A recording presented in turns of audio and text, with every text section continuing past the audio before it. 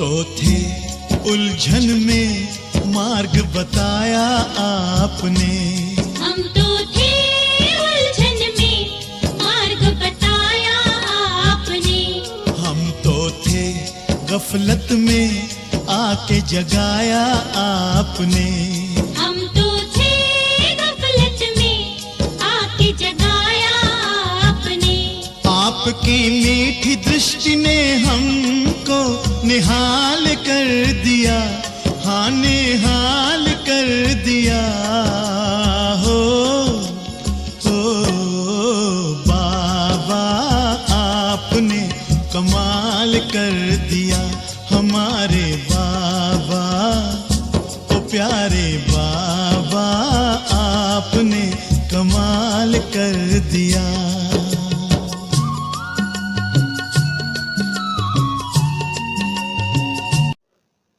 ओम शांति।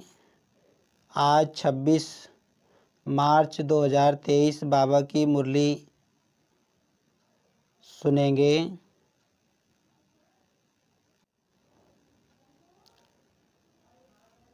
सबसे पहले देखते हैं मुख्य बिंदु। आज बाबा ने कहा कि शिव बाबा ने सब बच्चों को दिव्य बुद्धि का वरदान दिया है सौगात में, लेकिन बाबा ने कहा सब बच्चे दिव्य बुद्धि का वरदान एक समान कार्य में नहीं लाते हैं। बाबा ने बताया कि जो दिव्य बुद्धि वाली आत्माएं होंगी वो संकल्प, बोल और कर्म तीनों कालों को ध्यान में रखते हुए करेंगी, लेकिन जो साधारण बुद्धि वाली आत्माएं होंगी वो सिर्फ वर्तमान समय को ध्यान में रखकर ये तीनों चीज़ें करेंगी। बाबा ने आगे बताया है कि जो संकल्प होता है वो बीज होता है, तो पहले उसे चेक करो, उसे शक्तिशाली बनाओ, तो बाबा कहते हैं फिर वाणी और कर्म स्वतः ही सफल हो जाएंगे। बाबा ने कहा, आगे बाबा ने बीच में दादियों से मुलाकात की और दादियों से कहा कि आप निमित्त आत्माएं हो, आपके मन में हमेशा सेवा के संकल्प इमर्ज होते रहते हैं और जो संगठन के कारण माया आती है उसमें भी आप घबराते नहीं हो। अब सुनते हैं मुरली विस्तार से। आज की मुरली का सार है, त्रिकालदर्शी स्थिति के श्रेष्ठ आसन द्वारा सदा विजयी बनो और दूसरों को शक्ति का सहयोग दो। आज त्रिकालदर्शी बाप दादा अपने सर्व मास्टर त्रिकालदर्शी बच्चों को देख रहे हैं। त्रिकालदर्शी बनने का साधन बाप दादा ने हर बच्चे को दिव्य बुद्धि का वरदान व ब्राह्मण जन्म की विशेष सौगात दी है। बाबा कह रहे हैं कि बाबा अपने त्रिकालदर्शी बच्चों को देख रहे हैं। अब बाबा ने कहा कि त्रिकालदर्शी बनने का जो साधन है दिव्य बुद्धि का वरदान, वो बाबा ने सब बच्चों को विशेष सौगात में दिया है, क्योंकि दिव्य बुद्धि द्वारा ही बाप को अपने आप को और तीनों कालों को स्पष्ट जान सकते हो। बाबा कहते हैं जो दिव्य बुद्धि बाप ने दी है उसके द्वारा ही अपने आप को भी जान सकते हैं और बाप को भी जान सकते हैं और तीनों कालों को भी जान सकते हैं।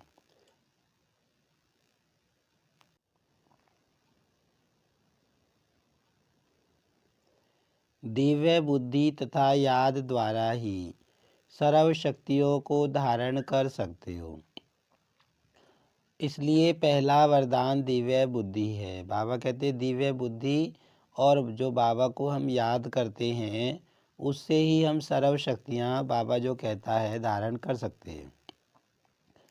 ये वरदान बाप दादा ने सर्व बच्चों को दिया है, लेकिन इस वरदान को प्रत्यक्ष जीवन में नंबरवार कार्य में लगाते हो। दिव्य बुद्धि त्रिकालदर्शी स्थिति का अनुभव कराती है। अब बाबा कहते हैं वरदान तो सब बच्चों को दिया है, लेकिन जीवन में प्रत्यक्ष काम में बाबा कहते हैं बच्चे नंबरवार लाते हैं, कोई ज़्यादा लाता है कोई कम लाता है। चारों ही सब्जेक्ट धारण करने का आधार दिव्य बुद्धि है। चारों ही सब्जेक्ट को सभी बच्चे अच्छी तरह से जानते हैं, वर्णन भी करते हैं, लेकिन जानना वर्णन करना यह सभी को आता है। चाहे नए हैं चाहे पुराने हैं, इसमें सभी होशियार हैं, लेकिन धारण करना इसमें नंबर 1 बन जाते हैं। अब बाबा कहते कि जो दिव्य बुद्धि है वो 4 सब्जेक्ट जो बाबा की पढ़ाई के हैं, ज्ञान, योग, सेवा, धारणा, उनको धारण करने का आधार है। फिर बाबा कहते हैं कि इन चारों सब्जेक्टों की नॉलेज तो बच्चों के पास है, वे जानते भी हैं इन चारों सब्जेक्टों को और वर्णन भी करते हैं, लेकिन धारण करना बाबा कहते हैं नंबर वार बन जाते हैं। सब एक समान धारण नहीं करते। बाबा कहते हैं दिव्य बुद्धि की विशेषताएं। दिव्य बुद्धि वाली आत्माएं कोई भी संकल्प को कर्म व वाणी में लाने समय हर बोल और हर कर्म को तीनों काल से जानकर फिर प्रैक्टिकल में आती हैं। बाबा कहते जो दिव्य बुद्धि वाली आत्मा होगी, वो कोई भी बोल बोलने से पहले और कर्म करने से पहले तीनों कालों को बुद्धि में रखती है, तीनों काल जानकर फिर प्रैक्टिकल में आती है। साधारण बुद्धि वाली आत्माएं बहुत करके वर्तमान को स्पष्ट जानती हैं, लेकिन भविष्य और भूतकाल को स्पष्ट नहीं जानती। बाबा का कहने का मतलब है कि बाबा ने हमको जो बीत गया समय उसके बारे में भी बता दिया, जो वर्तमान समय चल रहा है उसके बारे में भी बाबा ने बता दिया, और आगे आने वाले के बाद समय के बारे में बता दिया। तो बाबा कहते जो दिव्य बुद्धि वाली आत्मा होगी वो तीनों कालों को ध्यान में रखकर कर्म करेगी, संकल्प करेगी, लेकिन साधारण आत्मा वर्तमान समय को ही ध्यान में रखती है। दिव्य बुद्धि वाली आत्मा को पास्ट और फ्यूचर भी इतना ही स्पष्ट होता है जैसे प्रेजेंट स्पष्ट है। तीनों ही काल साथ साथ स्पष्ट अनुभव होता है। वैसे सभी कहते भी हैं कि जो सोचो जो करो, जो बोलो आगे पीछे को सोच समझकर करो। कर्म के पहले परिणाम को सामने रखो, परिणाम हुआ भविष्य। तो बाबा बता रहे हैं भाई जो दिव्य बुद्धि वाली आत्मा होगी वो तो ध्यान रखेगी, सोचेगी, फिर करेगी, फिर बोलेगी। माना दुनिया में भी कहते हैं अभी सोच समझ के करो, तो बाबा कह रहे हैं। तो नंबर 1 है त्रिकालदर्शी बुद्धि। त्रिकालदर्शी बुद्धि कभी असफलता का अनुभव नहीं करेगी, लेकिन बच्चों में 3 प्रकार की बुद्धि वाले हैं। पहला नंबर सुनाया सदा त्रिकालदर्शी बुद्धि। अब बाबा कहते जो त्रिकालदर्शी बुद्धि वाली आत्मा होगी वो हमेशा सफलता को प्राप्त करेगी। और बाबा ने 3 तरह के बच्चे देखे। एक ऐसे बच्चे जो सदा त्रिकालदर्शी रहते हैं, बुद्धि वाले रहते हैं। दूसरा नंबर कभी त्रिकालदर्शी और कभी एक कालदर्शी, माना वर्तमान समय को ही ध्यान में रखकर कर्म करते हैं। तीसरा नंबर अलबेली बुद्धि जो सदा वर्तमान को देखते, सदा यही सोचते कि जो अभी हो रहा है या मिल रहा है वह चल रहा है, इसमें ठीक रहें, भविष्य क्या होगा इसको क्या सोचें। फिर बाबा कहते जो तीसरे नंबर वाली आत्मा होती हैं वो कैसी होती हैं? अलबेली बुद्धि वाली होती हैं। बाबा 3 तरह के बच्चों के बारे में बता रहा है। तो बाबा कहते जो अलबेली बुद्धि वाले बच्चे होते हैं वो सिर्फ वर्तमान समय के बारे में सोचते हैं, भविष्य में क्या होगा बाबा कहते वो इसके बारे में नहीं सोचते। लेकिन अलबेली बुद्धि आदि मध्य अंत को न सोचने के कारण सदा सफलता प्राप्त करने में धोखा खा लेती है। तो बनना है त्रिकालदर्शी बुद्धि। बाबा कहते फिर उसको सफलता नहीं मिलती है हर जगह। त्रिकालदर्शी स्थिति ऐसा श्रेष्ठ आसन है जिस आसन अर्थात स्थिति द्वारा स्वयं भी सदा विजयी और दूसरों को भी विजयी बनने की शक्ति व सहयोग देने वाले हैं। माना अगर हम तीनों कालों को ध्यान में रख के कर्म करें, बोलें भाई पहले हम क्या थे, अब क्या हैं, क्या बनने वाले हैं, तो बाबा कहते तुम सदा विजयी बनोगे और दूसरों को भी विजयी बनने में हेल्प करोगे। दिव्य बुद्धि विशाल बुद्धि है, दिव्य बुद्धि बेहद की बुद्धि है। तो चेक करो कि स्वयं की बुद्धि किस नंबर की बनाई है। अब बाबा चेक करने के लिए कह रहा है कि चेक करो तुमने अपनी बुद्धि कौन से लेवल की बनाई है, पहले प्रकार की, दूसरे प्रकार की या अलबेली बुद्धि वाली। बाप दादा ने बच्चों की रिजल्ट में देखा कि ज्ञान गुण शक्तियों का खजाना जमा सभी बच्चों के पास है, लेकिन जमा होते भी नंबरवार क्यों हैं? ऐसा कोई भी नहीं दिखाई दिया जिसके पास खजाने जमा नहीं हों।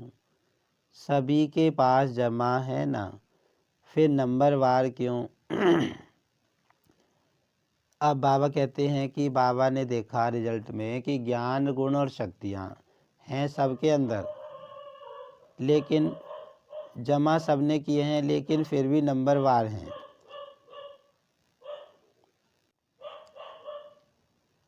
अगर किसी से भी पूछेंगे स्वयं का ज्ञान है, बाप का ज्ञान है, चक्र का ज्ञान है, कर्मों के गति का ज्ञान है, सभी के पास सर्व शक्तियाँ हैं कि कोई हैं कोई नहीं है। बाबा कह रहे हैं कि अगर बाबा पूछे कि स्वयं का ज्ञान है सबको, भाई हम आत्मा हैं, कौन सी आत्मा है जो सतयुग में देवता थी, फिर बाप का ज्ञान है, चक्र का ज्ञान है, कर्मों की गति का ज्ञान है। फिर बाबा पूछते कि चलो बताओ सर्व शक्तियाँ हैं तुम्हारे पास, तो या कोई है कोई नहीं? तो ज्ञान में सभी ने हाँ किया। बाबा कहते ज्ञान तो सबको है, और शक्तियों में हाँ क्यों नहीं किया? शक्तियों में सबने हाँ नहीं की कि हमारे अंदर सर्व शक्तियाँ हैं। जैसे सामना करने की शक्ति है, सहन करने की शक्ति है, अष्ट शक्तियाँ जो हैं। अच्छा सभी गुण हैं, सर्व गुण बुद्धि में है, बुद्धि में ज्ञान भी है, शक्तियाँ भी हैं, फिर नंबरवार क्यों? बाबा कहते ज्ञान भी आ गया बच्चों में, गुण भी आ गया, शक्तियाँ भी आ गई, फिर नंबरवार क्यों है? फ़र्क क्या होता है? नंबरवार मतलब जैसे क्लास में स्टूडेंट होते हैं, कोई फर्स्ट आता है, कोई सेकंड आता है, कोई थर्ड आता है, कोई फेल भी हो जाता है। ऐसे बाबा के बच्चों में है, सबका ज्ञान योग एक समान नहीं है।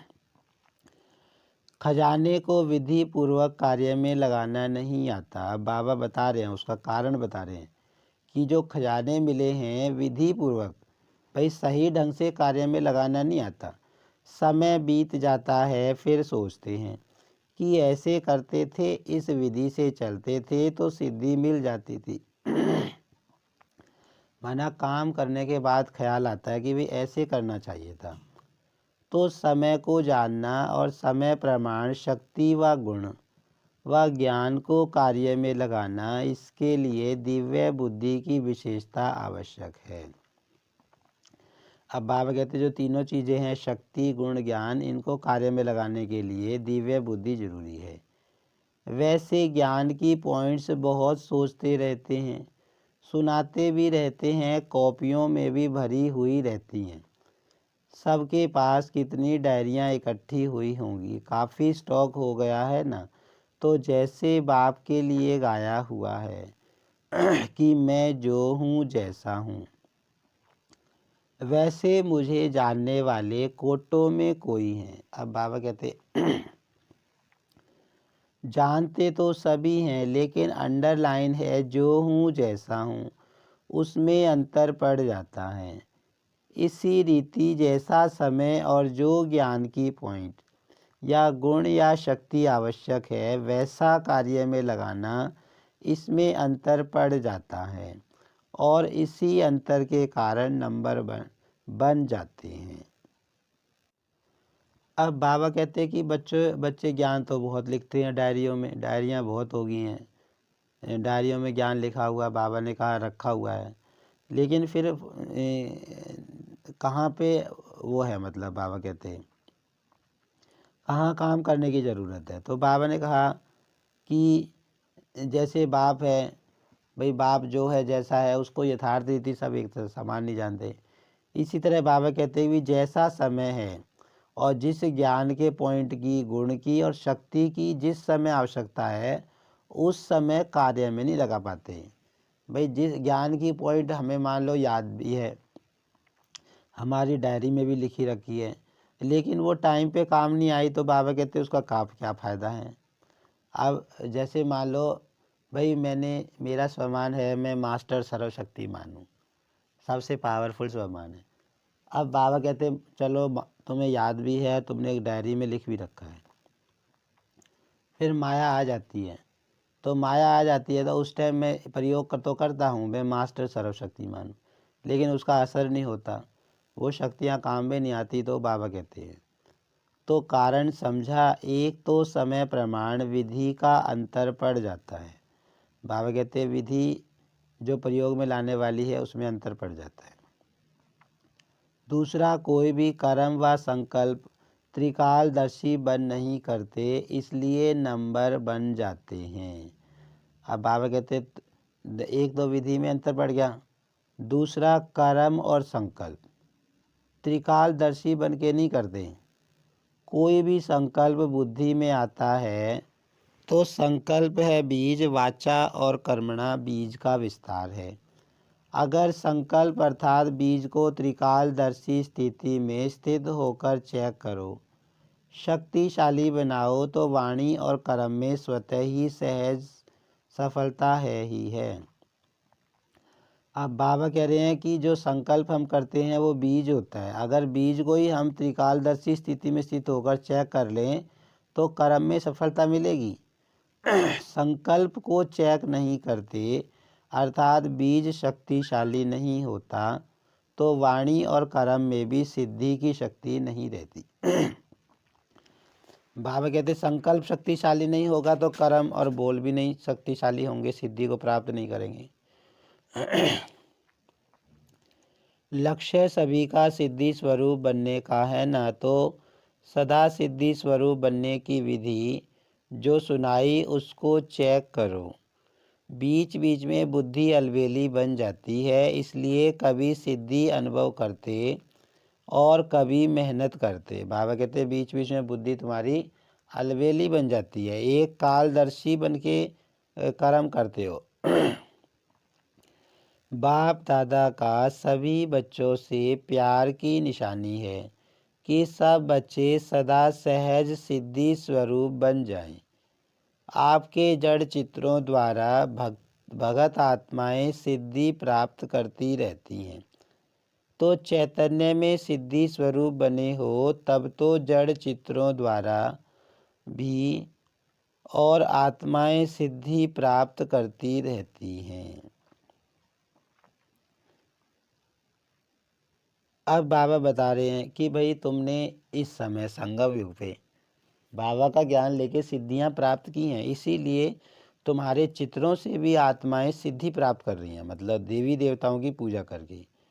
जो त्रिकालदर्शी स्थिति में स्थित रहते हैं तो त्रिकालदर्शी स्थिति समर्थ स्थिति है। इस समर्थ स्थिति वाले व्यर्थ को ऐसा सहज समाप्त कर देते हैं जो स्वप्न मात्र भी व्यर्थ समाप्त हो जाता है। अब बाबा कहते त्रिकालदर्शी स्थिति जो है वो समर्थ स्थिति है, मतलब पावरफुल स्थिति है। तो ऐसी स्थिति में वेस्ट अगर कुछ चलेगा तो बाबा कहते वो सपने में भी तुम वेस्ट नहीं आ सकता। जो त्रिकालदर्शी स्थिति में स्थित रहेगा उसके सपने में भी वेस्ट नहीं आ सकता, व्यर्थ संकल्प नहीं आ सकता, व्यर्थ कर्म वो कर नहीं सकता। अगर त्रिकालदर्शी बुद्धि द्वारा कर्म नहीं करते हैं तो व्यर्थ का बोझ बार बार ऊंचे नंबर में अधिकारी बनने नहीं देता। तो दिव्य बुद्धि का वरदान सदा हर समय कार्य में लगाओ। बाबा कहते हैं अगर त्रिकालदर्शी नहीं बनोगे तो व्यर्थ चलेगा, व्यर्थ चलेगा तो विजयी नहीं बनने देगा। बाप दादा ने पहले भी इशारा दिया है कि ज्ञानी योगी आत्माएं बने हो। अब ज्ञान और योग के शक्ति को प्रयोग में लाने वाले प्रयोगशाली आत्माएं बनो। बाबा कहते हैं ज्ञानी भी बन गए, योगी भी बन गए। अब ज्ञान और योग का प्रयोग करो अपने ऊपर। जैसे साइंस की शक्ति का प्रयोग दिखाई देता है ना, लेकिन साइंस की शक्ति के प्रयोग का भी मूल आधार क्या है? आज जो भी साइंस ने प्रयोग कर साधन दिए हैं, उन सब साधनों का आधार क्या है? साइंस के प्रयोग का आधार क्या है? मेजॉरिटी देखेंगे लाइट है। लाइट द्वारा ही प्रयोग होता है। अगर कंप्यूटर भी चलता है तो किसके आधार से? कंप्यूटर माइट है लेकिन आधार लाइट है ना। तो आपके साइलेंस की शक्ति का भी आधार क्या है? लाइट है ना। जब वह प्रकृति की लाइट द्वारा एक लाइट अनेक प्रकार के प्रयोग प्रैक्टिकल में करके दिखाती है, तो आपकी अविनाशी परमात्म लाइट, आत्मिक लाइट और साथ साथ प्रैक्टिकल स्थिति लाइट, तो उससे क्या नहीं प्रयोग हो सकता। अब बाबा बता रहे हैं कि जैसे साइंस के जितने भी साधन हैं सारे लाइट से चलते हैं, बिजली से चलते हैं। साधन सारे अनेक हैं लेकिन काम बिजली से ही करते हैं। कंप्यूटर है, पंखा है, चाहे कुछ भी है। तो बाबा कहते कि तुम्हारे पास कौन सी लाइट है? साइलेंस की शक्ति का भी आधार लाइट है। तो बाबा ने कहा तुम्हारे पास लाइट है अविनाशी परमात्म लाइट, जो परमात्मा की शक्ति मिल रही है, परमात्मा की रोशनी मिल रही है ज्ञान की। बाबा कहते ये तुम्हारे लिए लाइट का काम करती है। आत्मिक लाइट, मैं आत्मा हूँ, यह स्मृति। और साथ साथ प्रैक्टिकल स्थिति लाइट, हमारी स्थिति कैसी होनी चाहिए? लाइट होनी चाहिए। तो बाबा कहते ये साइलेंस की शक्ति के आधार हैं। आपके पास स्थिति भी लाइट है और मूल स्वरूप भी लाइट है। जब भी कोई प्रयोग करना चाहते हो तो पहले अपने मूल आधार को चेक करो। अब बाबा कहते हैं ज्ञान और योग का कोई प्रयोग करना चाहते हो तो अपना मूल आधार चेक करो। जैसे कोई भी साइंस के साधन को यूज करेंगे तो पहले चेक करेंगे ना कि लाइट है या नहीं। ऐसे जब योग का, शक्तियों का, गुणों का प्रयोग करते हो तो पहले ये चेक करो कि मूल आधार आत्मिक शक्ति, परमात्म शक्ति व लाइट स्थिति है। अगर स्थिति और स्वरूप डबल लाइट है तो प्रयोग की सफलता बहुत सहज कर सकते हैं। अब जो लाइट बाबा ने बताई, परमात्म शक्ति, आत्म शक्ति, लाइट स्थिति, बाबा कहते हैं इस तरह की अगर लाइट तुम्हारे पास है तो तुम्हें सफलता मिलेगी। और सबसे पहले इस अभ्यास को शक्तिशाली बनाने के लिए पहले अपने पर प्रयोग करके देखो। हर मास व हर 15 दिन के लिए कोई न कोई विशेष गुण व कोई न कोई विशेष शक्ति का स्व प्रति प्रयोग करके देखो, क्योंकि संगठन में व संबंध संपर्क में पेपर तो आते ही हैं। तो पहले अपने ऊपर प्रयोग में चेक करो, कोई भी पेपर आया लेकिन जो शक्ति व जो गुण का प्रयोग करने का लक्ष्य रखा उसमें कहाँ तक सफलता मिली और कितने समय में सफलता मिली। अब बाबा बता रहे हैं कि सबसे पहले योग का प्रयोग करने के लिए अपने आप को सेलेक्ट करो, अपने ऊपर प्रयोग करके देखो। कोई भी मान लो एक शक्ति ले ली, मान लो उदाहरण के लिए हमने सहन शक्ति ले ली। बाबा कहता है एक ही गुण को या शक्ति को 15 दिन के लिए मतलब टारगेट रखो। 15 दिन ध्यान रखो कि मुझे अपने अंदर सहन शक्ति धारण करनी है। तो अब 15 दिन के अंदर चाहे हम ज्ञानी आत्मा से मिलेंगे चाहे अज्ञानी से मिलेंगे, तो कोई ना कोई आत्मा कोई हमें चुभने वाली बात कह देगी। तो हमें अपना ध्यान रखेंगे, 15 दिन हम ध्यान रखेंगे कि हमारे अंदर सहन शक्ति है, हम सहन कर सकते हैं। तो फिर बाबा कहते हैं 15 दिन के बाद चेक करो कि कहाँ तक सफलता मिली और कितने समय में सफलता मिली। मतलब कहाँ तक तुम सहन शक्ति को धारण कर पाए और कितना समय लगा। मान लो किसी ने कोई बात कही तो कितनी देर डिस्टर्ब रही, भाई 1 घंटा डिस्टर्ब होने के बाद नॉर्मल हो गए, आधा घंटे के बाद डिस्टर्ब होने के बाद नॉर्मल हो गए, 10 मिनट के बाद नॉर्मल हो गए। तो बाबा कहते फिर ऐसे चेक करो। जैसे साइंस का प्रयोग दिन प्रतिदिन थोड़े समय में प्रत्यक्ष रूप का अनुभव कराने में आगे बढ़ रहा है, तो समय भी कम करते जाते हैं, थोड़े समय में सफलता ज़्यादा। यह साइलेंस वालों का भी लक्ष्य है। ऐसे जो भी लक्ष्य रखा उसमें समय को भी चेक करो और सफलता को भी चेक करो। अब बाबा कहते हैं साइंस वाले चेक करते हैं कितने समय में सफलता मिली, ऐसे ही बाबा कहते तुम भी चेक करो और लक्ष्य कहाँ तक प्राप्त किया। जब स्वयं के प्रति प्रयोग में सफल हो जाएंगे तो दूसरी आत्माओं के प्रति प्रयोग करना सहज हो जाएगा, और जब स्वयं के प्रति सफलता अनुभव करेंगे तो आपके दिल में औरों के प्रति प्रयोग करने का उमंग उत्साह स्वतः ही बढ़ता जाएगा। बाबा कहते जब प्रयोग तुम्हारे ऊपर कामयाब हो जाएगा, मान लो तुम्हारे अंदर सहन शक्ति आ गई, तो बाबा कहते फिर तुम दूसरों को भी मतलब इस चीज़ के लिए आगे बढ़ा सकते हो, उनके ऊपर भी प्रयोग कर सकते हो। अन्य आत्माओं के संबंध संपर्क में स्वयं के प्रयोग द्वारा उन आत्माओं को भी आपके प्रयोग का प्रभाव स्वतः ही पड़ता रहेगा। अब बाबा कहते हैं अगर तुम्हारे अंदर सहन शक्ति आ गई तो जो तुम्हारे आसपास आत्माएं होंगी उनके ऊपर भी प्रभाव जरूर पड़ेगा। जैसे एक दृष्टांत सामने रखो कि मुझे सहन शक्ति का प्रयोग करना है, तो जब स्वयं में सहन शक्ति का प्रयोग करेंगे तो जो दूसरी आत्माएं आपकी सहन शक्ति को हिलाने के निमित्त हैं वो भी बच जाएंगी ना, उनका भी तो किनारा हो जाएगा। और जैसे छोटे छोटे संगठन में रहते हो, सेंटर्स हैं तो सेंटर्स पर छोटे संगठन हैं, ना तो पहले स्वयं के प्रति ट्रायल करो फिर अपने छोटे संगठन में ट्रायल करो।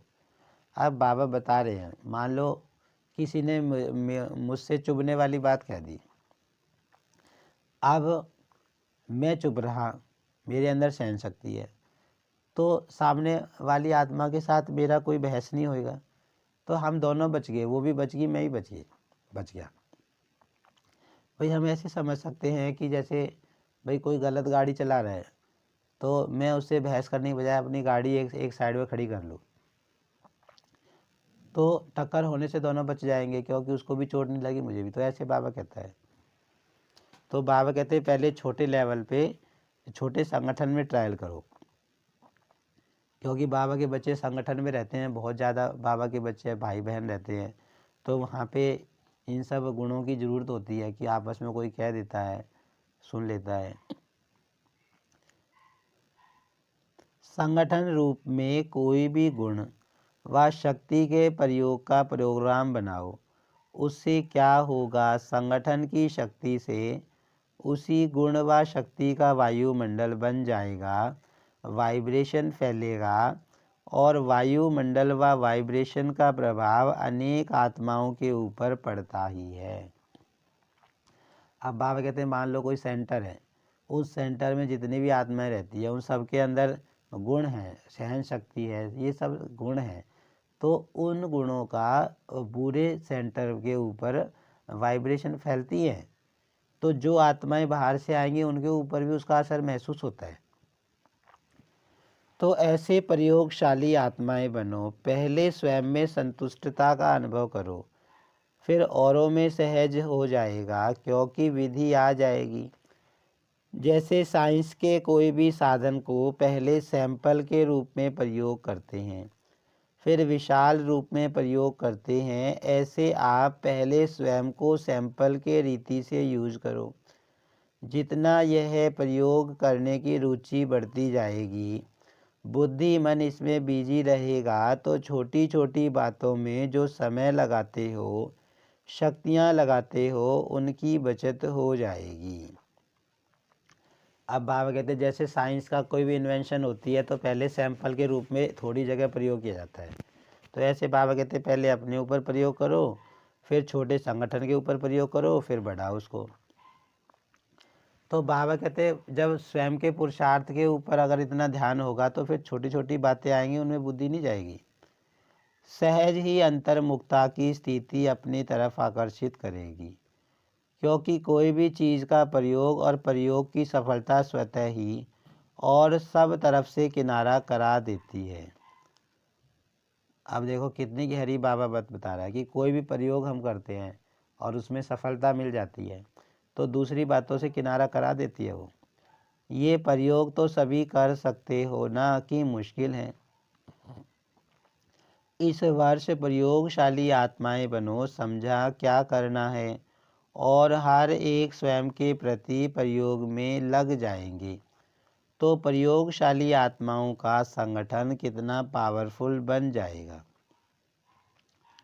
वह संगठन की किरणें अर्थात वाइब्रेशंस बहुत कार्य करके दिखाएंगी। तो बाबा कहते जब सबके अंदर विशेषताएं आ जाएंगी तो वो वाइब्रेशन फैलेंगी चारों तरफ, सेंटर पर फैलेंगी, वायुमंडल बनेगा, तो उससे बहुत काम होगा।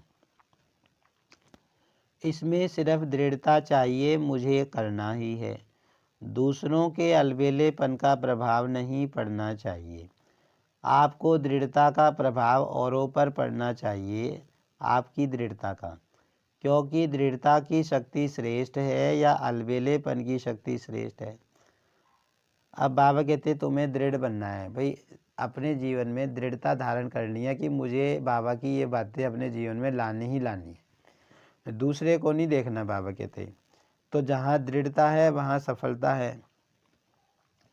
बाप दादा का वरदान है, जहाँ दृढ़ता है वहाँ सफलता है ही। तो क्या बनेंगे? प्रयोगशाली, त्रिकालदर्शी, आसनधारी। और तीसरा क्या करेंगे? जैसा समय वैसी विधि से सिद्धि स्वरूप। तो वर्ष का ये होमवर्क है, ये होमवर्क स्वतः ही बाप के समीप लाएगा। अब बाबा कहते सदा आसनधारी रहो, त्रिकालदर्शी रहो। तो बाबा कहते ये होमवर्क करना है, प्रयोगशाली बनना है।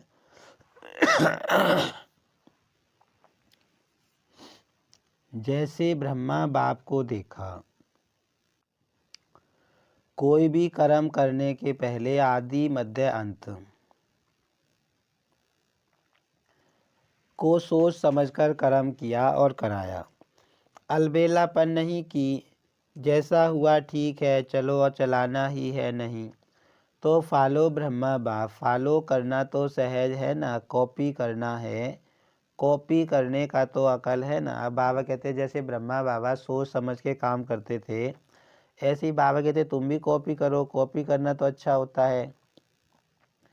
अच्छा, ये ग्रुप चांस लेने वाला ग्रुप है, एक्स्ट्रा लॉटरी मिली है। जो अचानक लॉटरी मिलती है तो उसकी खुशी ज़्यादा ही होती है। तो ये लक्की ग्रुप हुआ ना, चांस लेने वाला लक्की ग्रुप। दूसरे सोचते रहते कब जाएंगे और आप पहुंच गए। अब डबल विदेशियों का टर्न शुरू होने वाला है। भारतवासियों ने अपनी लॉटरी ले ली। अब बाबा कहते कुछ बाबा के बच्चे बाबा से उनको चांस मिल गया होगा मिलने का, तो बाबा कहते तुम्हें लॉटरी मिल गई है, अपने टाइम पर से पहले आ गए मिलने के लिए। चारों ओर के डबल विदेशी बच्चों ने जो रिट्रीट का प्रोग्राम बनाया है उसमें मेहनत अच्छी की। विशेष निमित्त आत्माओं को समीप लाने की विधि अच्छी है और जितना हिम्मत रख आगे बढ़ते रहे हैं उतनी सफलता का हर वर्ष श्रेष्ठ से श्रेष्ठ सफल मिलती रही है। ऐसे अनुभव होता है ना। कोई समय था जो निमित्त विशेष आत्माओं से संपर्क करना भी मुश्किल लगता था, और अभी क्या लगता है? जितना सोचते हो उससे और ही ज़्यादा आते हैं ना। अब बाबा बता रहे हैं डबल विदेशियों के बारे में कि वो सेवा करते थे तो आत्माओं को पहले संपर्क संबंध में लाना में मुश्किल होती थी, लेकिन अब तो सहज हो गया है। तो ये हिम्मत का प्रत्यक्ष फल है। भारत में भी संपर्क बढ़ता जाता है। पहले आप निमंत्रण देने की मेहनत करते थे और अभी स्वयं आने की ऑफ़र करते हैं। फर्क पड़ गया है ना। वो कहते हैं हम चलें और आप कहते हो नंबर नहीं है। ये है हिम्मते बच्चे मददे बाप का प्रत्यक्ष स्वरूप। अच्छा, चारों ओर के मास्टर त्रिकालदर्शी आत्माओं को सदा समय के महत्व को जानने और समय प्रमाण खजाने को कार्य में लगाने वाले दिव्य बुद्धिवान आत्माओं को सदा अंतर्मुखता की प्रयोगशाला में प्रयोग करने वाले प्रयोगशाली आत्माओं को सदा हिम्मत द्वारा बाप के मदद का प्रत्यक्ष अनुभव करने वाली आत्माओं को बाप दादा का याद प्यार और नमस्ते। दादियों से मुलाकात। आप निमित्त आत्माएं किस प्रयोगशाला में रहते हो? सारा दिन कौन सी प्रयोगशाला चलती है? नई नई इन्वेंशन करते रहते हो ना, नए नए अनुभव करते जाते हो और नई नई विधि भी टचिंग होती रहती है, क्योंकि जो निमित्त हैं उनको विशेष नई नई बातें टच होने का विशेष वरदान है। थोड़ा समय भी बीतेगा तो विचार चलते हैं ना, टचिंग आती है ना कि अभी ये हो, अभी ये हो, अभी ये होना चाहिए। माना जो बाबा के बच्चे बिजी रहते हैं, योग अच्छा करते हैं, तो उनको टचिंग होती रहती है कि ऐसे ऐसे होना चाहिए।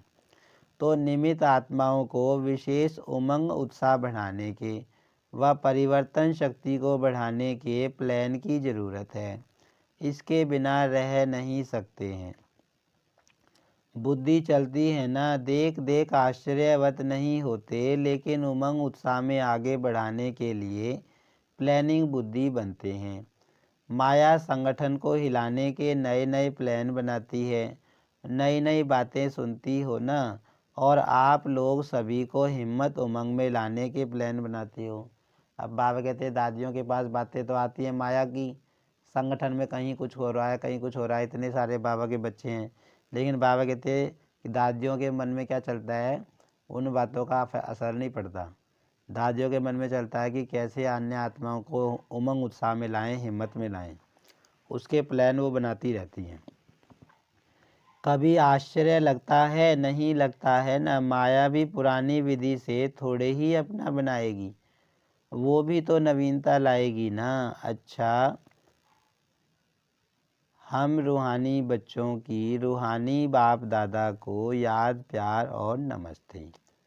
आज की मुरली में वरदान है, शुद्ध मन और दिव्य बुद्धि के विमान द्वारा सेकंड में स्वीट होम की यात्रा करने वाले मास्टर सर्वशक्तिमान भव। साइंस वाले फास्ट गति के यंत्र निकालने का प्रयत्न करते हैं, उसके लिए कितना खर्चा करते हैं, कितना समय और एनर्जी लगाते हैं, लेकिन आपके पास इतनी तीव्र गति का यंत्र है जो बिना खर्च के सोचा और पहुंचा। आपको शुभ संकल्प का यंत्र मिला है, दिव्य बुद्धि मिली है। इस शुद्ध मन और दिव्य बुद्धि के विमान द्वारा जब चाहे तब चले जाओ और जब चाहे तब लौट आओ। मास्टर सर्वशक्तिवान को कोई रोक नहीं सकता। अब बाबा बता रहे हैं कि साइंस वाले कितना खर्च करते हैं, कितनी एनर्जी लगाते हैं, जैसे ऊपर जाते हैं वो स्पेस में कितनी मशीनरी यूज होती है, रॉकेट वगैरह। बाबा कहते हैं लेकिन तुम्हें किसी खर्चे की आवश्यकता नहीं पड़ती, तुम्हारे पास शुद्ध संकल्प है और दिव्य बुद्धि है, तो तुम स्पेस से भी ऊपर परम धाम में सेकंड में चले जाते हो, सेकंड से वापस आ जाते हो। स्लोगन है, दिल सदा सच्ची हो तो दिलाराम बाप की आशीर्वाद मिलती रहेगी।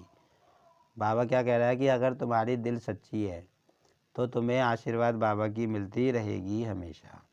ओम शांति। आज की मुरली से हम स्वमान लेंगे, मैं आत्मा मास्टर सर्वशक्तिमान हूँ। आज बाबा ने बताया कि जैसे साइंस वाले तो बहुत समय एनर्जी वेस्ट करते हैं ऊपर जाने के लिए, लेकिन तुम मास्टर सर्वशक्तिमान आत्माएं हो। तो बाबा ने कहा तुम्हारे पास शुभ संकल्पों की ऐसी शक्ति है जिससे तुम कुछ ही पलों में परम धाम जा सकते हो और वहाँ से वापस आ सकते हो। मास्टर सर्वशक्तिमान को कोई रोक नहीं सकता। तो आज की मुरली से हम स्वमान जिस पे हम मनन करेंगे, मास्टर सर्वशक्तिमान मैं आत्मा हूँ, मास्टर सर्वशक्तिमान वाला स्वमान बहुत शक्ति देने वाला है और पावरफुल बनाने वाला है। अच्छा, ओम शांति।